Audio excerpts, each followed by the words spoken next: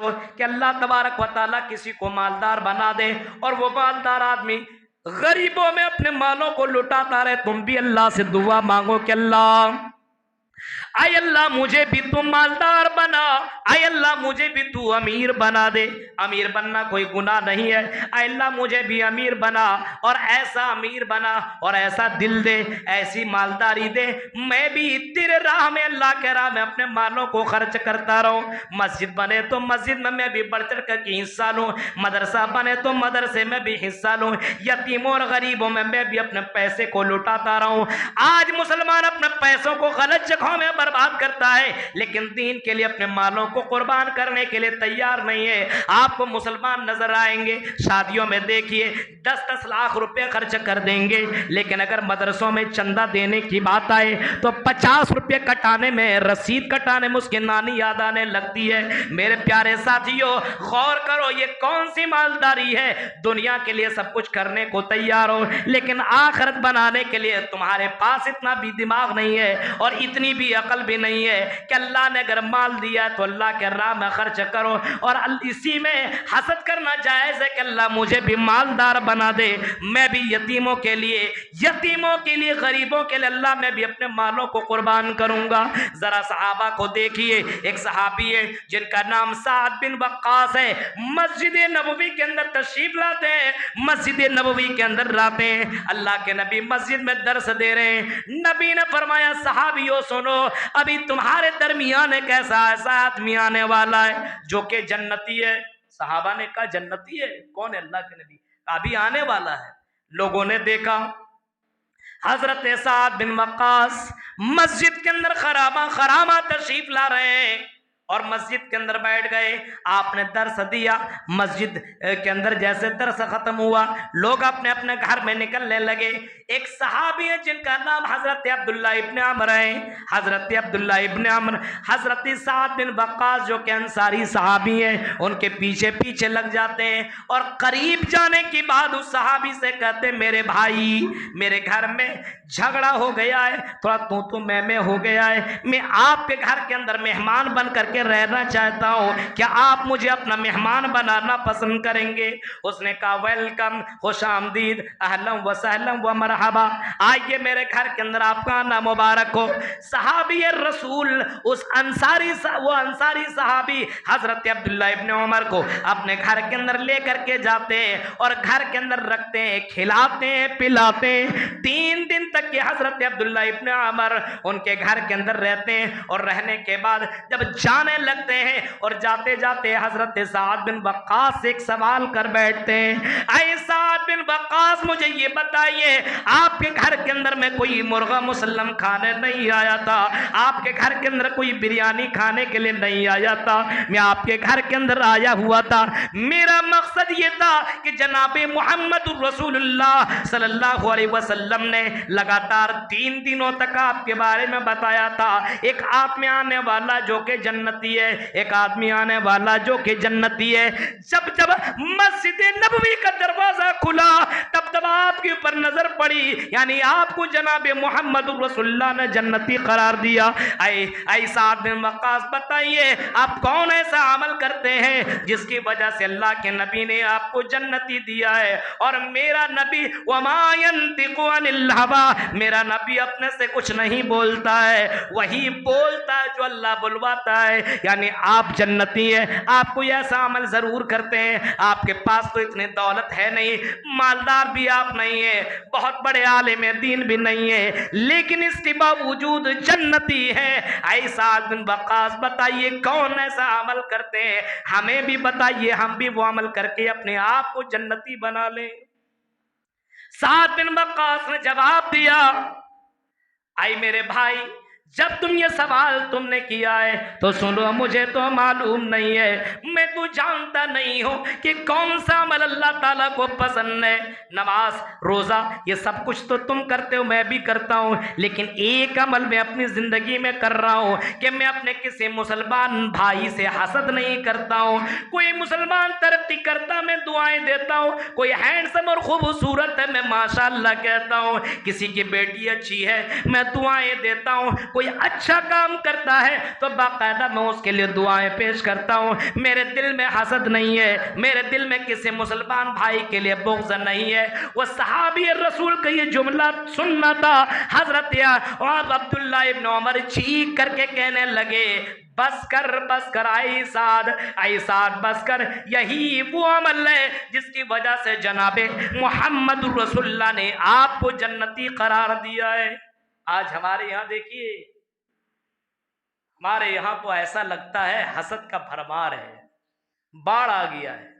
एक आदमी अगर कुछ कर रहा है तो दूसरा, आज मुसलमानों के अंदर सबसे बड़ी गड़बड़ी है, कोई अगर खुश, कोई अगर बीमार है,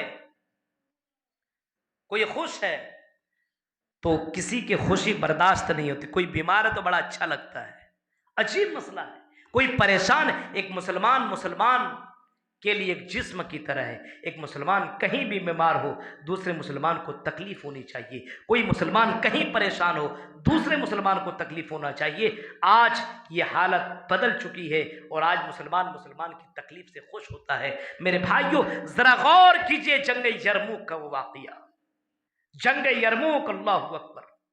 आज खानदान में हसद है, गांव में हसद है, मस्जिद के अंदर हसद है, मदरसों के अंदर हसद है।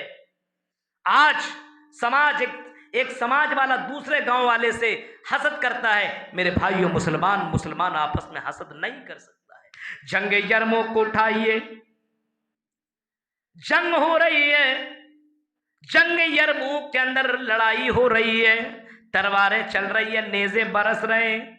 किसी का हाथ शहीद हो रहा है तो किसी का पैर, किसी की गर्दनें कट रही है। और इसी दौरान आदमी जख्मी होकर की जमीन के ऊपर गिरता है और जमीन के ऊपर गिरने के बाद इंसान चीख करके कहता है, अल-अतश अल-अतश अल-अतश अल-अतश, अरे प्यास लगी है, कोई मुझे पानी पिला दो, पानी लेकर के आओ, मुझे प्यास लगी है। सहाबी वो नबी के मानने वाले थे और आपस में एक दूसरे से इतनी मोहब्बत करने वाले थे। एक मुश्किज़ा में बोतल में पानी लेकर के दौड़ता हुआ था, लीजिए पानी पीजिए। अपने भाई को जैसे पानी पिलाने के लिए वो बोतल बढ़ाता है कि बगल से आवाज आती है, अल्लाह तश अल्लाह तश, मुझे प्यास लगी है, मेरी हलक सूखती जा रही है, अरे मेरी जान जाने वाली है, मुझे पानी पिलाओ। हालांकि ये पहला आदमी जिसने पानी मांगा था, इसकी भी कंडीशन वही है, इसकी भी हालत वही है, पानी के बगैर इसका हलक सूखता जा रहा है। इसने जब उस बगल वाले भाई की आवाज को सुना, वो पानी के लिए तरस रहा है, इसने अपने आप को नहीं पिया बल्कि अपने बगल वाले के बारे में कहा, पहले मेरे भाई को पानी पिलाओ, बाद में मुझे पानी पिलाना, पहले मेरे भाई को बचाओ, बाद में मुझे बचाना। उस बगल वाले के पास जैसे मुश्किज़ा लेकर के पहुंचा, ये बोतल लेकर के पहुंचा, पानी का बोतल लेकर के जाता है, जैसे वो पानी पीने के लिए मुंह में बोतल लगाने वाला ही था कि बगल से आवाज आई, अल्लाह तश, मुझे भी प्यास लगी है, मुझे पानी पिलाओ। उसने पानी नहीं पिया, उसने भी कहा पहले मेरे भाई को पानी पिलाओ, बाद में मुझे पानी पिलाना। ये करता गया, 1 2 3 4 5 6 7 8 9 तक ये बोतल पहुंचा, किसी ने पानी नहीं पिया। आखिरकार फिर वो आदमी दौड़ करके पहले आदमी के पास आया, क्या देखता है कि पहला आदमी अल्लाह के राह में शहीद कर दिया गया है।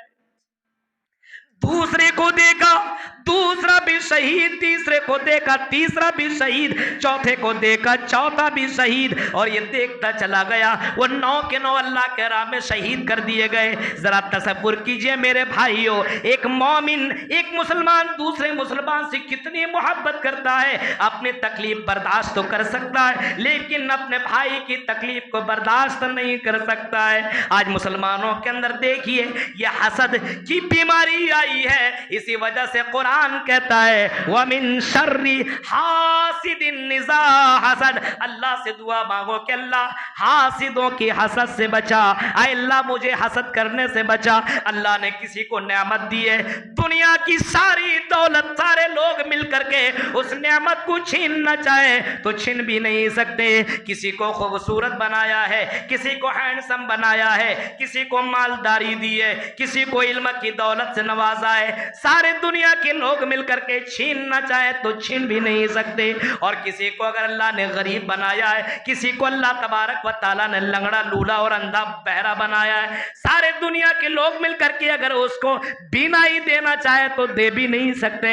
किसी के पास औलाद नहीं है, सारे दुनिया के लोग मिलकर के उसको औलाद देना चाहे तो दे भी नहीं सकते। अल्लाह के नबी फरमाते हैं, अल्लाहुम्मा ला मानिया लिमा अतैता वला मुअतिया लिमा मनाता वला यनफउ जल जद मिनकल जद। अल्लाह जिसे दे दे, दुनिया की सारी दौलतें मिलकर के छीनना चाहे तो छीन भी नहीं सकती है। सारे बाबा मिलकर के छीनने की कोशिश करें तो छीन भी नहीं सकते हैं, और अगर किसी से छीन ले तो सब लोग मिलकर के देना चाहें तो दे भी नहीं सकते हैं। इस वजह से मुसलमानों के अंदर जो ये हसद की बीमारी है, इसको खत्म करो। और अल्लाह ताला हमारी दौलत को नहीं देखता, हमारे चेहरे को नहीं देखता, हमारे दिल को देखता है। और दिल के अंदर हसद नहीं होना चाहिए, दिल को देखता है। ला यंजुरु इला सुवरिकुम, तुम्हारी सूरतों को अल्लाह ताला नहीं देखता है, वलाकिन यंजुरु इला कुलूबिकुम, अल्लाह तबारक व तआला तुम्हारे दिलों को देखता है। इसी वजह से अल्लाह के नबी सल्लल्लाहु अलैहि वसल्लम ने एक दुआ सिखलाई है, और आपने लोगों को ये दुआ मांगने का भी हुक्म दिया है। आय अल्लाह मेरे दिल को पाक साफ कर दे, आय अल्लाह मेरे दिल से अल्लाह बुग़्ज़ को, हसद, बुग़्ज़ से, कीना से, हसद से अल्लाह मेरे दिल को दूर कर दे।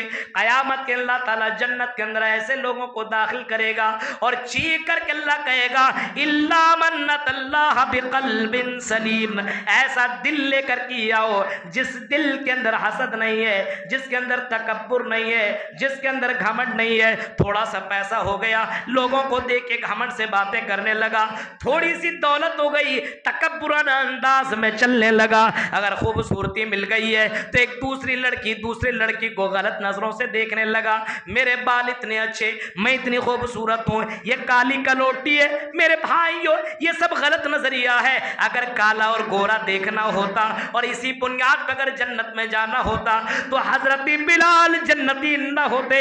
इतना काले होने के बावजूद हजरत बिलाल को अल्लाह के नबी ने फरमाया था, बिलाल जब मैं जन्नत को मैंने देखा तो जन्नत के अंदर मैंने तुम्हारी जूतियों का आवाज को मैंने सुना है। आई बिलाल, तुम दुनिया में अभी हो, अभी तुम्हें मौत नहीं आई है, लेकिन जन्नत तुम्हारा कन्फर्म हो गया है। पता ये चला, अल्लाह अमीर नहीं देखता, अल्लाह गरीब नहीं देखता, अल्लाह खूबसूरती नहीं देखता है, कितना ज्यादा हैंडसम है, और ये लड़की कितनी खूबसूरत है, कितने बदसूरत है, कितनी मोटी है, कितनी दुबली है, कितनी पतली है, ये इंसान इसको देखता है। अल्लाह कहता, मेरे बंदो वलाकिन यंजुरु इला कुलूबिकुम व अमालिकुम, आई मेरे बंदो मैं तुम्हारे दिलों को देखता हूँ, तुम्हारे अमल को देखता हूँ, तुम्हारे दिलों को देखता हूँ। अपने दिल से हसद को खत्म कीजिए, बुग़्ज़ को खत्म कीजिए। जब आप मस्जिद से निकलिए, रास्ते से निकलिए, अपने भाइयों को सलाम करते हुए जाइए, एक सिलसिला पैदा कीजिए।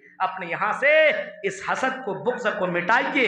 तरक्की नहीं कर सकते जब तक कि आप हसद करना बंद नहीं करेंगे, वरना हसद करना खत्म कीजिए। अल्लाह तबारक व तआला आपको कुर्सियों पे बराजमान करेगा, आपको बहुत सारी नेमतों से नवाजेगा।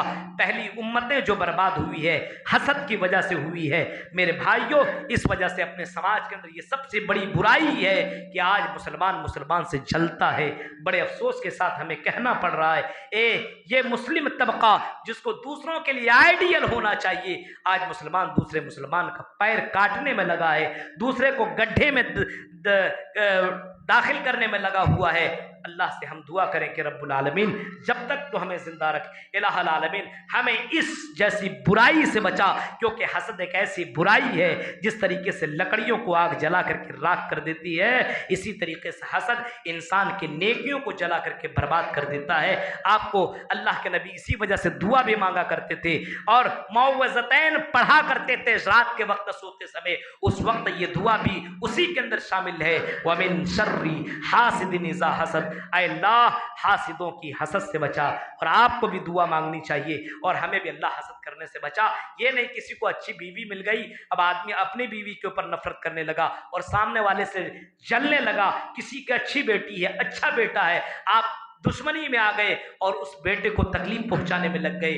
मेरे भाइयों, ये अल्लाह रब्बुल आलमीन ने हमारी पैदा करने से 50,000 साल पहले लिख दिया है कि कितना खाओगे, कितना कमाओगे, कब तक जिंदा रहोगे। अल्लाह ने जो मुसीबतें आनी है उसको भी लिख दिया है। इस वजह से हसद करने से कोई फायदा नहीं है, हसद करने से सिर्फ और सिर्फ नुकसान ही नुकसान है। इस वजह से दुनिया भी जाएगी और आखिरत भी तबाह बर्बाद होकर के रह जाएगी। इस वजह से मेरे भाइयों, नेकियां कीजिए, नेकियों की हिफाजत कीजिए, नेकियों को बचा करके रखिए।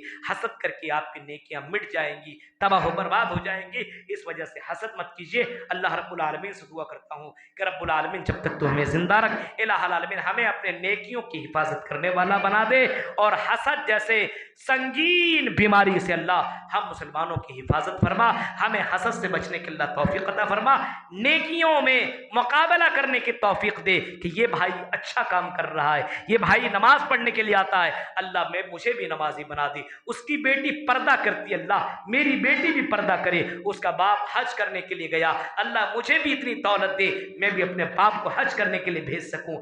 उसका बेटा हर वक्त नमाज के पाबंद है और दीन की बातें करता, अल्लाह मुझे भी ऐसा बेटा दे कि मैं भी अपने बेटे को ऐसा बनाऊं कि वो भी दीनदार बने, वो भी दीन का दाई बने, वो भी दीन का मुबल्लिग बने। मेरे भाइयों, इस तरह से आदमी दुआ कीजिए, अल्लाह तबारक व तआला हम मुसलमानों को आपस में इत्तेहाद इत्तेफाक के साथ जिंदगी गुजारने की तौफीक अता फरमा।